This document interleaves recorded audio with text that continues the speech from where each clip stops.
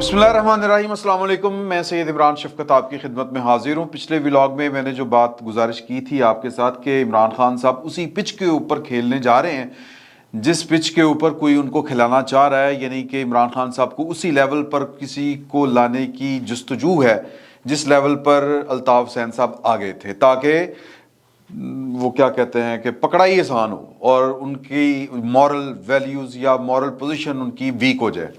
तो इमरान खान साहब को इसका अंदाज़ा हुआ और उन्होंने तौबा ताइब हो गए, फ़ौरन यू टर्न ले लिया। इसके ऊपर उनको आमादा किसने किया? परवेज़ इलाही साहब का नाम आ रहा है कि उन्होंने उनको इसके ऊपर आमादा किया था। परवेज़ इलाही साहब ने किन के कहने के ऊपर आमादा किया? क्योंकि मेरी इत्तला ये है कि परवेज़ इलाही साहब कि अपने हालात पाकिस्तान की सिक्योरिटी इस्टेब्लिशमेंट के साथ कोई आइडियल नहीं है, बल्कि वो ज़ेरे ताब हैं।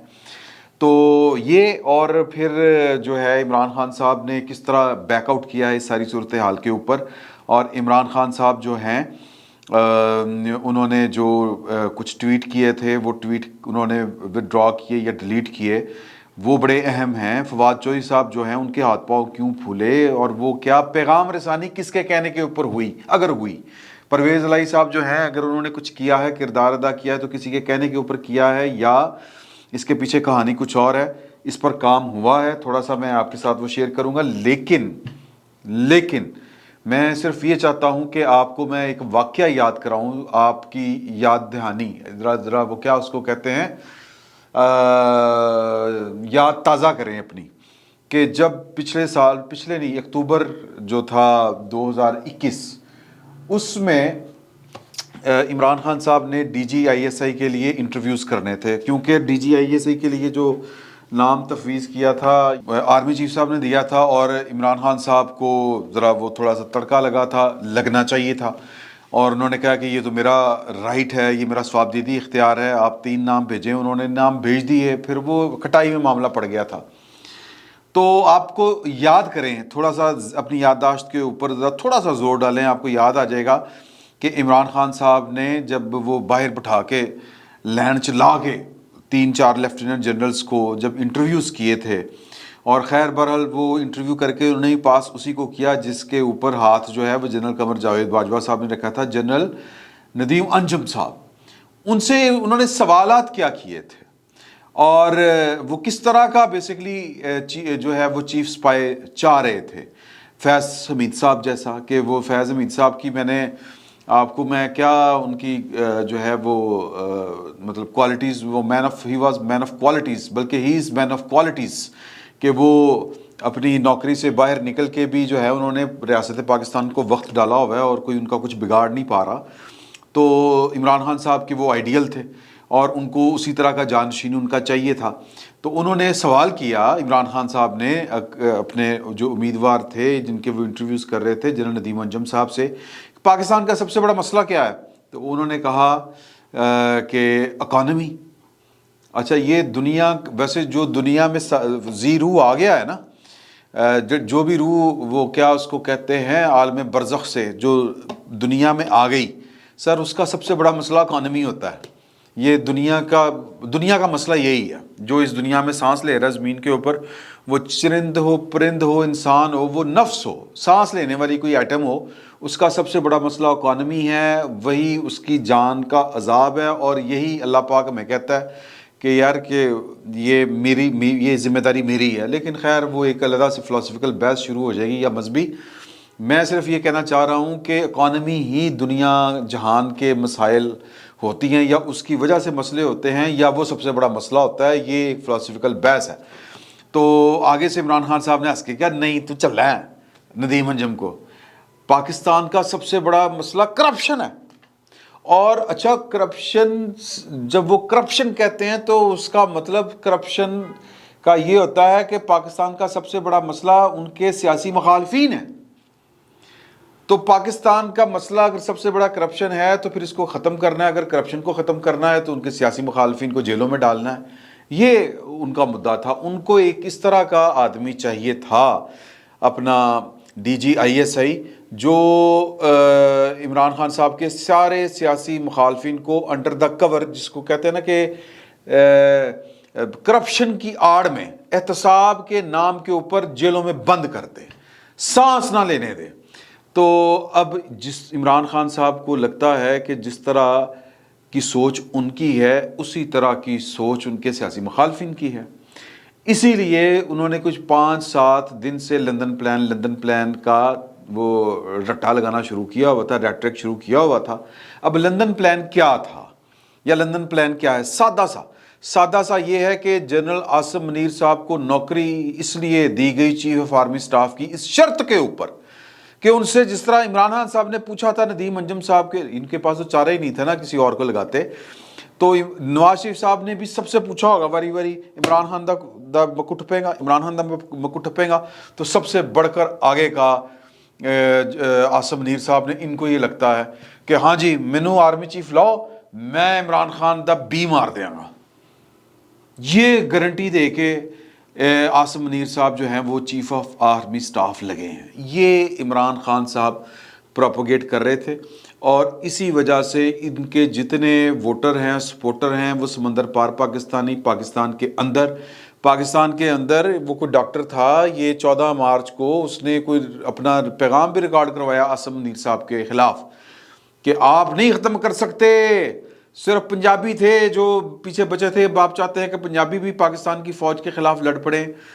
تو عمران خان صاحب جو ہیں وہ بیسیکلی خود انسٹیگیٹ کر رہے تھے, خود لائن دے رہے تھے اپنے ورکروں کو کہ اصل میں تو دشمنی جو ہے وہ تو عاصم منیر صاحب مسئلہ ہے, عاصم منیر کی میرے ساتھ دشمنی ہے. اچھا عاصم منیر صاحب کی دشمنی تھی یا نہیں ہے, لیکن عاصم منیر آپ کو بڑی اچھی طرح جانتے ہیں. عمران خان صاحب کی بدقسمتی جو ہے وہ 2 آ کے مل گئی. ایک کہ ان بدقسمتی نمبر 1 کہ عاصم منیر نے بطور D G I S I Imran Khan sahib کی بیگم کی چوریاں پکڑی اور فائل لے کے ان کے پاس گئے. عمران خان صاحب نے ان کو نکالنے کی بھی کوشش کی لیکن اللہ نے بچانے والا بچ گئے عاصم منیر صاحب. عمران خان صاحب کی جو ہے وہ بدقسمتی نمبر 2 وہ یہ کہ عاصم منیر صاحب جو ہیں وہ سب سے سینئر جنرل تھے. جب اگلے آرمی چیف کی باری آئی, جنرل قمر جاوید باجوہ صاحب کو عمران خان صاحب اور نہ ہی پی ڈی ایم نے ایکسٹینشن دی, تو پیچھے عاصم منیر صاحب سینئر ترین تھے. تو عاصم منیر صاحب کو اگلوں نے میرٹ کے اوپر, پاکستان میں شاید کوئی پہلا ہی ہوگا میرا خیال ہے کہ جو سینیارٹی کے اصول کے مطابق چیف آف آرمی سٹاف لگ گیا. اب عمران خان صاحب کو راتوں کو نیندیں نہیں آتی. پچھلے کچھ انہوں نے اکتوبر سے آن ورڈ انہوں نے عاصم منیر صاحب کو رام کرنے کی ہر طرح سے کوشش کر لی, ہر طرح کے جتن کر لیے, ان کے رشتہ داروں تک پہنچے جس طرح جنرل قمر جاوید باجوہ صاحب کے رشتہ داروں تک پہنچتے تھے, ان کے دوستوں تک پہنچے جس طرح وہ قمر جاوید باجوہ صاحب کے دوستوں تک پہنچتے تھے. ہر وہ فارمولہ کلیہ لگا کے دیکھ لیا, لیکن عاصم منیر صاحب کا جواب ایک ہی تھا, اور جو وہ جنرل باجوہ کا جواب تھا کہ ہم نے سیاست میں حصہ نہیں لینا. تنگ آ کے آپ کے سامنے بیان ہے عمران خان صاحب کے کہ وہ پائن ہم تو جناب عاصم منیر صاحب کا ویٹ کر رہے ہیں, وہ سنا اچھے آدمی ہیں, وہ جنرل قمر جاوید باجوہ صاحب کی جو پالیسیز ہیں وہ کنٹینیو کر پاتے ہیں کہ نہیں کر پاتے. بی بی سی کو آخری انٹرویو جو انہوں نے دیا تھا اپنے گھر, اس میں انہوں نے کہا کہ جی کہ ہمارے تو اوپر سے اور زیادہ سختی ہو گئی ہے عاصم منیر صاحب جب سے آئے ہیں. تو انہوں کی جب ساری کوششیں ناکام ہوئی تو انہوں نے کہا کہ عاصم منیر تینوں تو میں سبق دساں گا.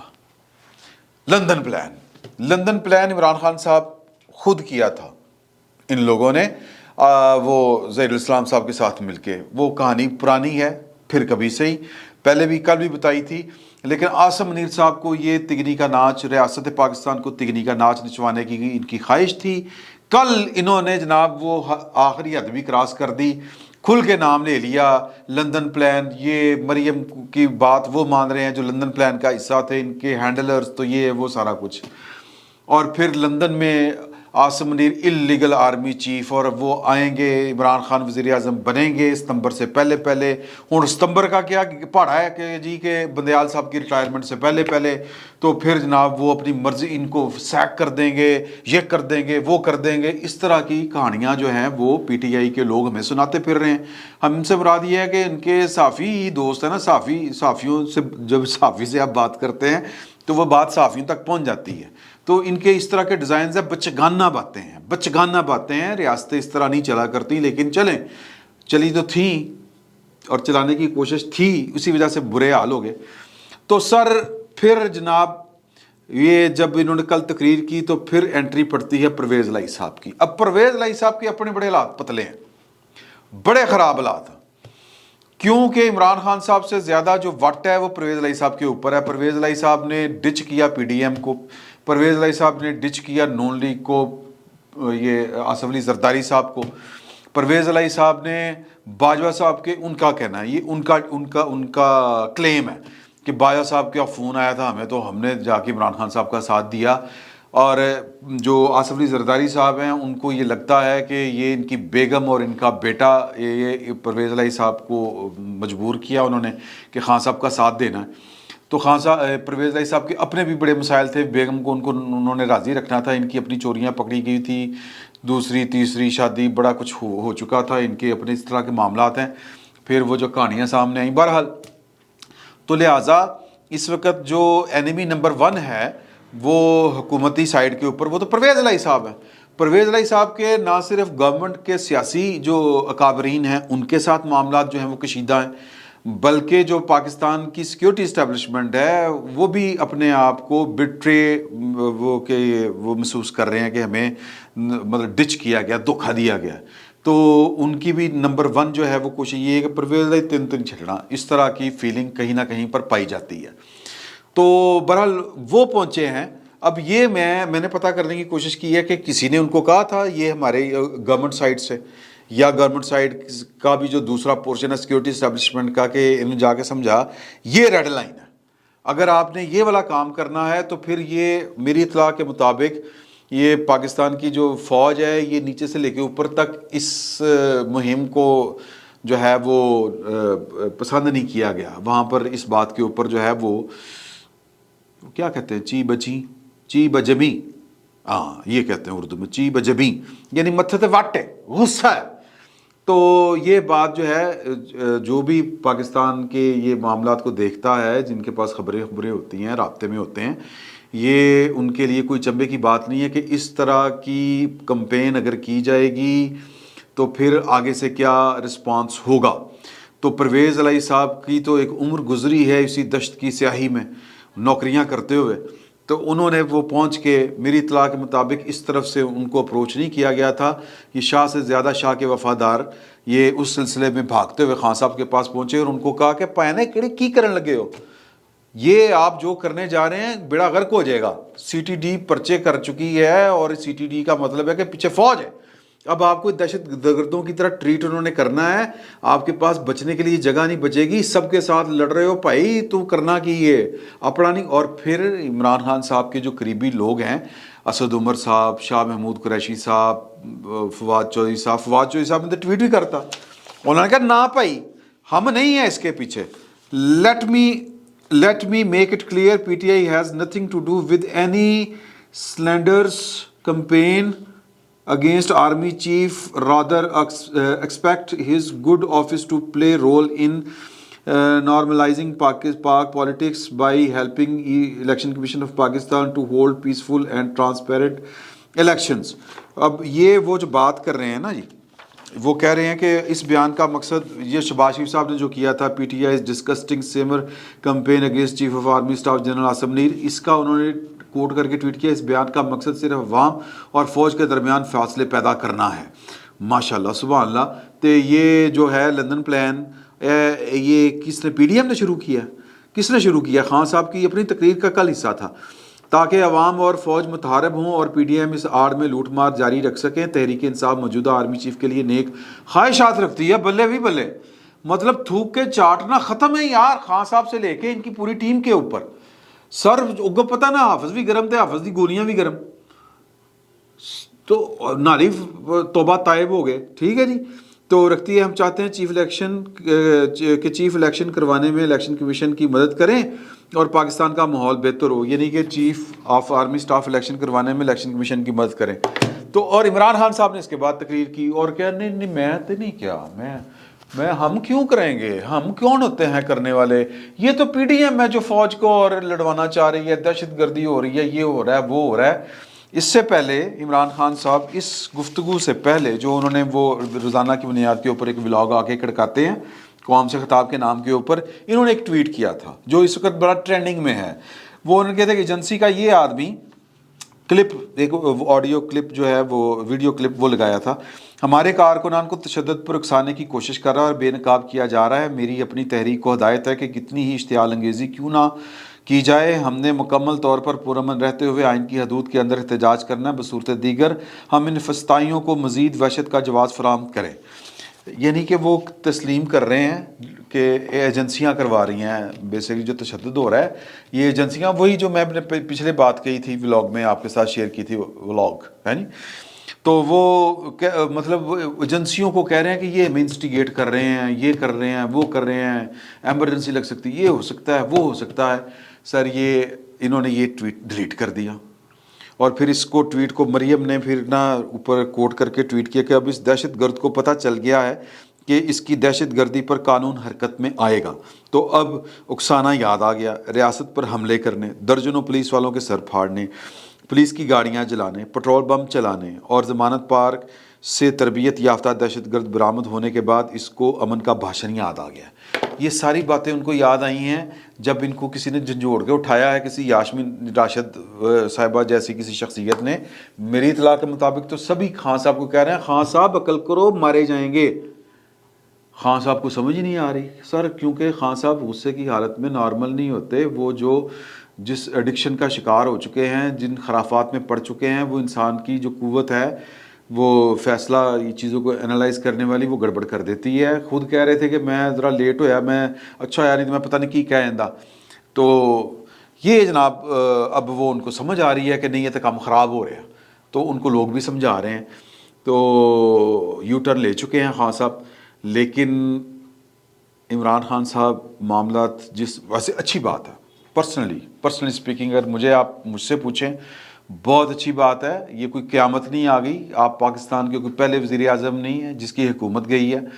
آپ نے ملک کے اندر جو انارکی والا ماحول پیدا کر دیا ہے. ریاست کوئی بھی ہو، دنیا کی کوئی بھی ریاست اس طرح کا ماحول وہ برداشت نہیں کرتی. وہ جب ریاست کی سالمیت کے اوپر بات آئے یا ملک کو انگورنیبل کر دیا جائے، انارکی جب پھیلنے کا خدشہ ہو، خانہ جنگی جب پھیلنے کا خدشہ ہو، جب آپ کے کارکن جو ہیں، آپ کے لوگ جو ہیں شبلی فراز صاحب جیسے وہ کھلے عام خانہ جنگی کی دھمکیاں دے رہے ہوں، تو پھر ریاست جو ہے وہ بڑی بے رحموں کے سامنے آتی ہے.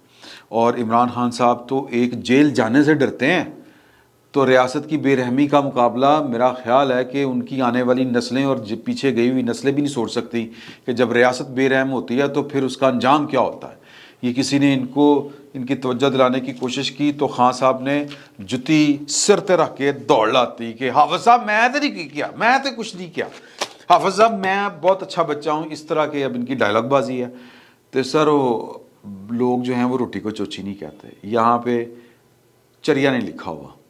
حافظ صاحب نے بھی پتہ ہے اور حافظ صاحب کے تھڑیاں نے بھی پتہ ہے اور پی ڈی ایم والوں کو بھی پتہ ہے کہ آپ کیا کرنا چاہ رہے ہیں اور اب آپ کیا کر رہے ہیں. تو خان صاحب کو لینے کے دینے پڑ رہے ہیں اور میرا خیال ہے کہ خاصے ہی پڑیں گے. فی الوقت اتنا ہی. بہت بہت شکریہ.